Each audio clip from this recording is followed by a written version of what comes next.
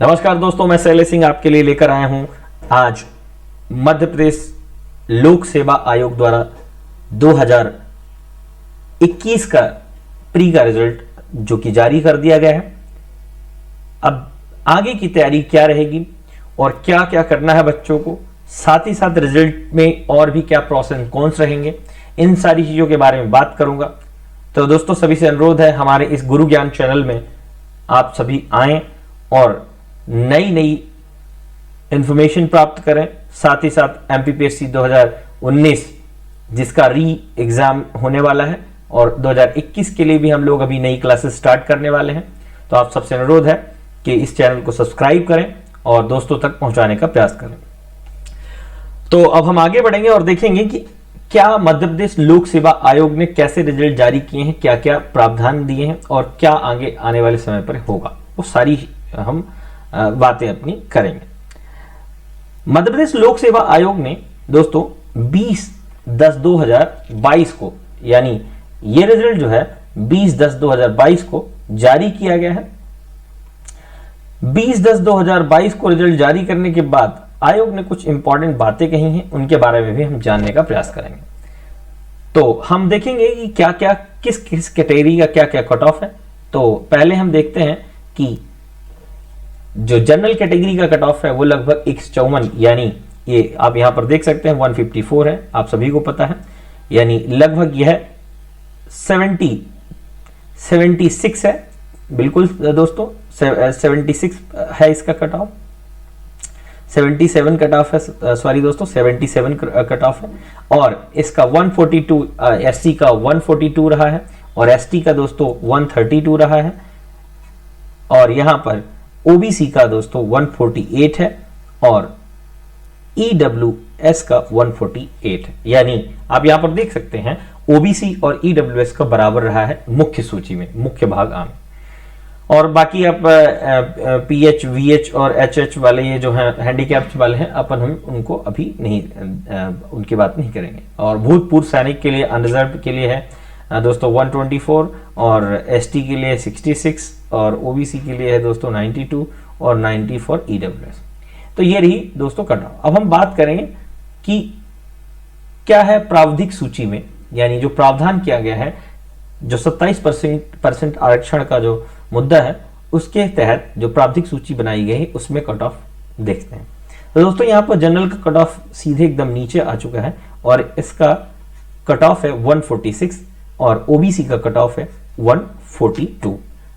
और यहां से आप इस बात का अंदाजा लगा सकते हैं कि जो जनरल यानी ईडब्ल्यूएस का कट ऑफ और ओबीसी का कट ऑफ 48 मेन सूची में है, वही यहां पर आकर 46 ओबीसी के लिए यानी 2 मार्क्स नीचे और ओबीसी के लिए जनरल के लिए 146 सीधे मार्क्स आपके इतने सारे कम हो गए, यानी बहुत नीचे आ गया, लगभग 10 मार्क्स से नीचे हो गया।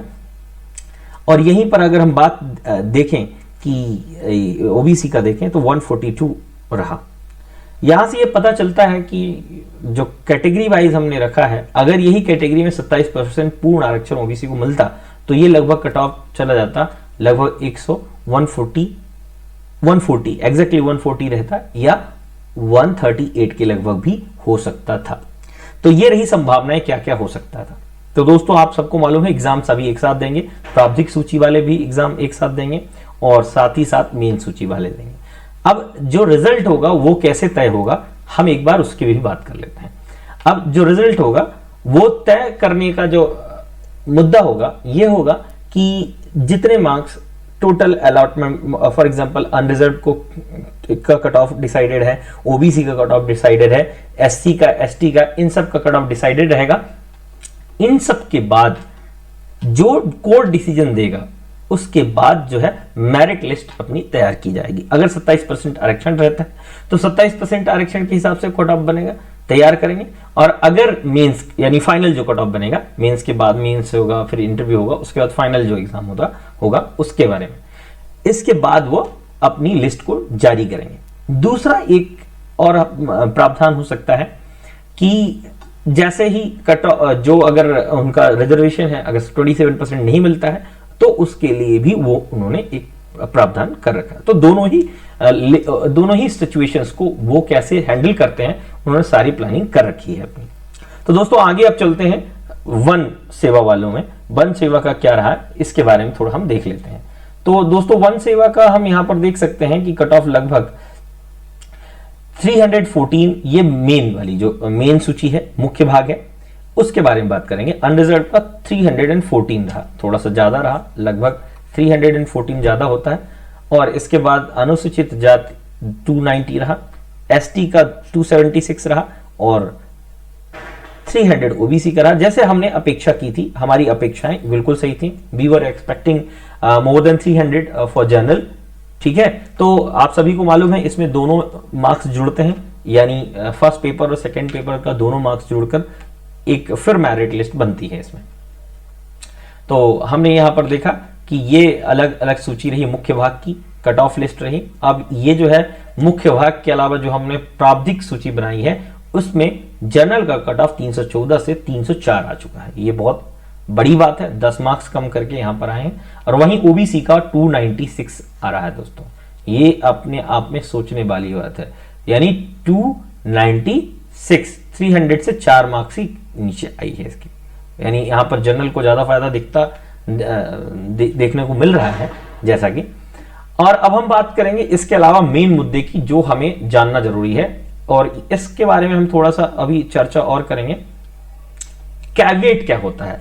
लोक सेवा आयोग ने अपनी एक और दोस्तों विज्ञप्ति जारी की है। उस विज्ञप्ति में उन्होंने ये बात बिल्कुल संदर्भित की है और बोला है कि हम जो है रिजल्ट बना रहे हैं और इसको हम पब्लिश भी कर रहे हैं। उससे पहले इन्होंने कैविएट इसलिए लगाया है कि रिजल्ट पर रोक ना लगाई जा सके, रोक न लगाई जा सके। कैविएट का मतलब होता है कोई कार्य करने से पहले वो जो कार्य किया जाने वाला है उसके बारे में पूर्ण जानकारी कोर्ट को रहती है, और कोर्ट को सारी जानकारी बताई जाती है, न्यायालय को सारी चीज बताई जाती है कि हमें हमारा क्या उद्देश्य है इसके पीछे और हम इसको क्यों अभी जारी कर रहे हैं। ये सारी चीज बताइए जिससे जो कोर्ट है उस पर एक्शन न ले, क्योंकि कभी भी कोई भी व्यक्ति जो है जाकर अपनी याचिका दायर कर सकता है इस रिजल्ट के खिलाफ। ऐसी स्थिति में कोर्ट कैसे मैनेज करेगा, ये सारी चीजें कैविएट जो है, कैविएट याचिका जो है, इसके द्वारा मैनेज किया जाता है। आप जैसे मान लीजिए, एक आपने सुना होगा,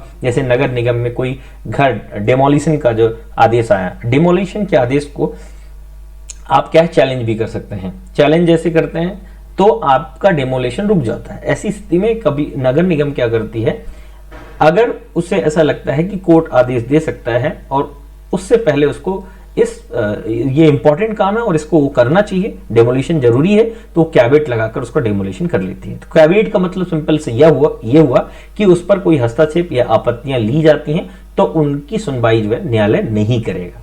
ये सारी हमने बातें कर ली जो बहुत इंपॉर्टेंट है। अब दोस्तों आप सबसे अनुरोध है कि ये मैसेज सब तक पहुंचाएं, क्योंकि सबको पता चले कि कैविएट का मतलब क्या है, रिजल्ट्स कैसे बनने वाले हैं। ये सारी बातें हमने कर ली हैं। अब आने वाले वक्त में हम लोग क्लास भी स्टार्ट करने वाले हैं इस गुरु ज्ञान के चैनल में।